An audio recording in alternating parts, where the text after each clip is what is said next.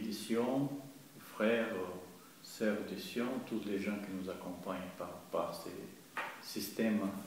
Nous avons la diffusion de la parole.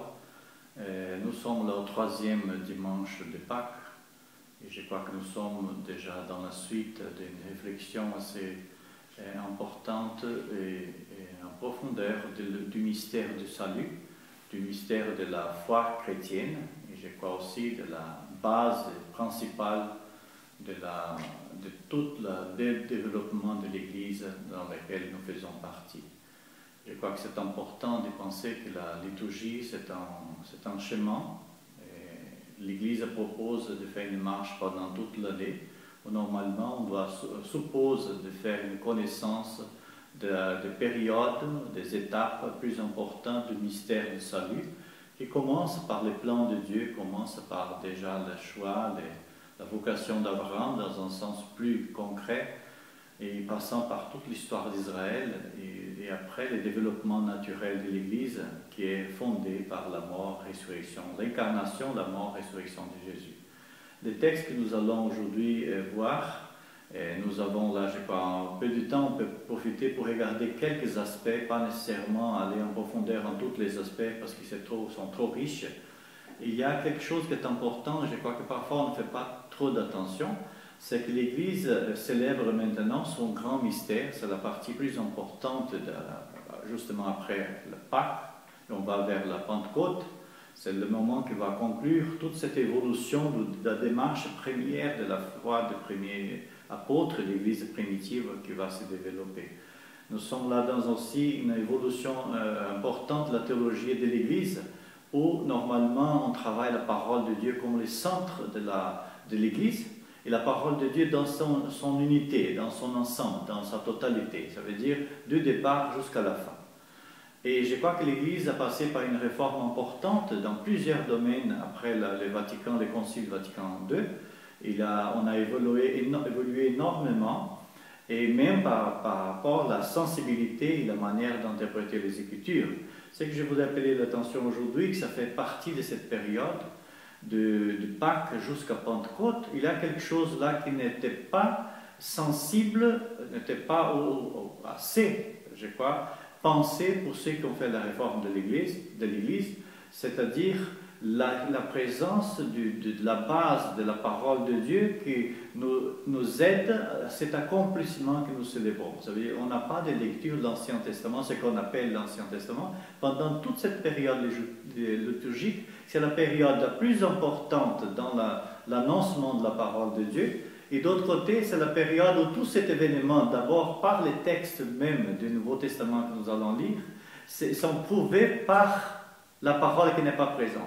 Il manque là quelque chose de très important qu'il faut espérer qu'un jour on puisse aussi évoluer dans ce sens, dans cette compréhension, pour comprendre que Jésus, c'est un événement, une révélation de Dieu, au Dieu lui-même qui s'y révèle par Jésus, mais c'est tout d'abord selon la parole.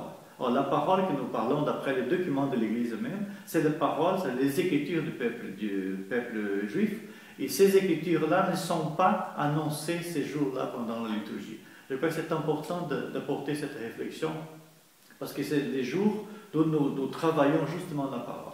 Alors, on va revenir sur cette idée-là tout de suite. Je voudrais d'abord la première lecture annoncée des Actes des Apôtres, le chapitre 3, à partir du verset 13.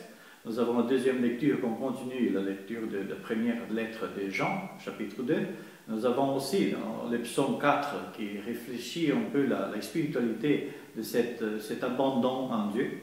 Et l'évangile, on revient sur l'évangile de Luc vers la fin du chapitre 24, l'évangile de Luc, à la fin des récits des disciples d'Emmaüs.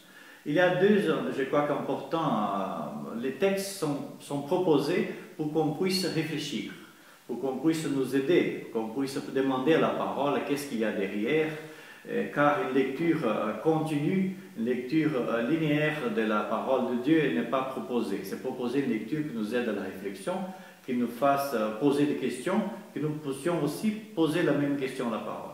Alors, vous regardez ensemble la lecture des Actes des Apôtres.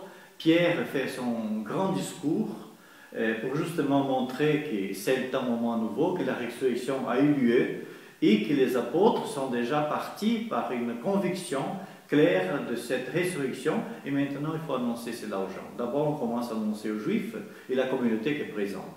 Et Pierre commence justement pour fonder son discours. Homme d'Israël, les dieux d'Abraham, les dieux d'Isaac et les dieux de Jacob. C'est-à-dire qu'il va vraiment dans les sources pour présenter. Pour présenter Jésus, il passe par tout ce qui précède de la parole. Il a bien basé son discours. Et lui, il fait une chose intéressante qui nous met... Et c'est intéressant de savoir quelle Pierre nous a parlé. Parce que regardez, il va dire là, vous avez régné les saints, les justes, et vous avez demandé qu'on vous accorde la grâce d'un meurtrier.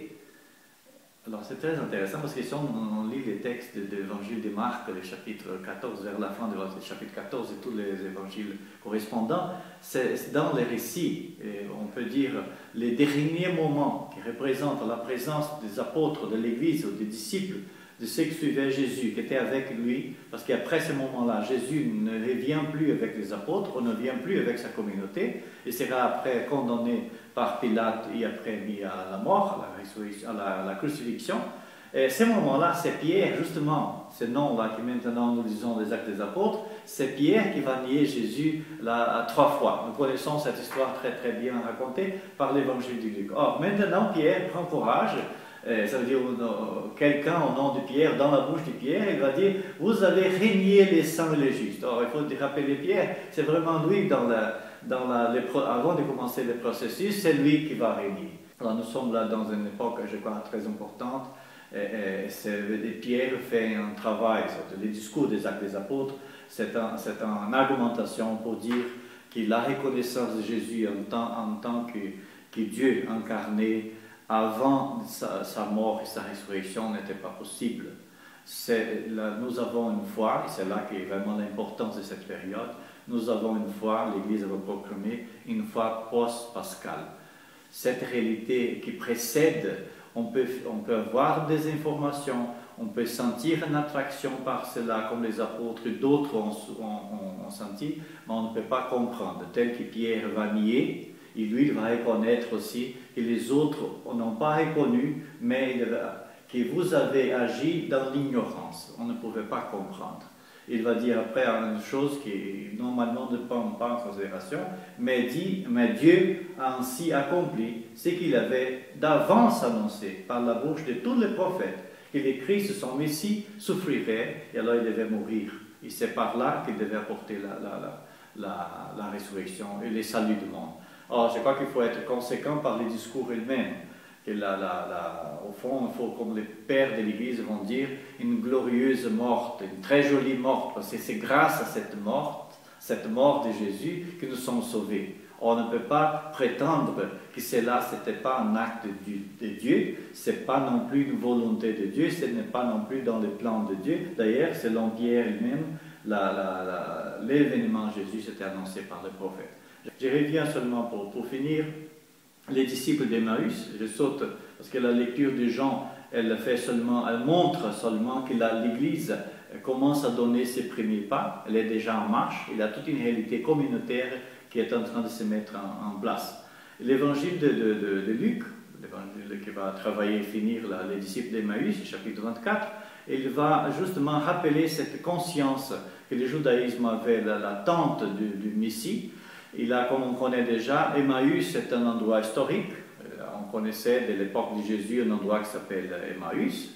C'est un endroit qui représentait cette conscience surtout des grands mouvements des Maccabéens. Les Maccabées qui attendaient, qui ont lutté pour que le Messie, que la libération d'Israël, ils ont réussi à établir une souveraineté d'Israël qui va perdre après avec les Romains, mais dans la conscience d'Israël reste toujours cette attente messianique au modèle des Maccabéens. Alors quand les disciples d'Emmaüs, justement, l'idée qu'il est mort, Jésus est mort avant de la résurrection, il va rencontrer ces gens qui discutent vers Emmaüs, ça veut dire vers cette attente messianique qui devait être par le même modèle qui était appliqué déjà à l'époque de Maccabée et que maintenant, ça sera tout à fait différent. La grande découverte des disciples, c'est que le Messie qu'on va redécouvrir maintenant dans cette marche, ou cette démarche après la mort de Jésus, c'est un autre modèle de Messie, ce n'est pas celui qui était représenté par Emmaüs, c'est pour ça que l'idée qu'on va vers Emmaüs, mais une fois qu'on a découvert, on va monter, on va revenir à Jérusalem, et c'est là qu'on va avoir la conscience que le Messie est ressuscité maintenant du monde de mort. C'est un Messie autre que celui qu'on attendait. Ça veut dire quelqu'un qui serait dans un modèle de la lutte, d'expulsion de pouvoir de ce monde ici par la guerre, par la révolte, par l'organisation. Non, Dieu se manifestait d'une autre manière.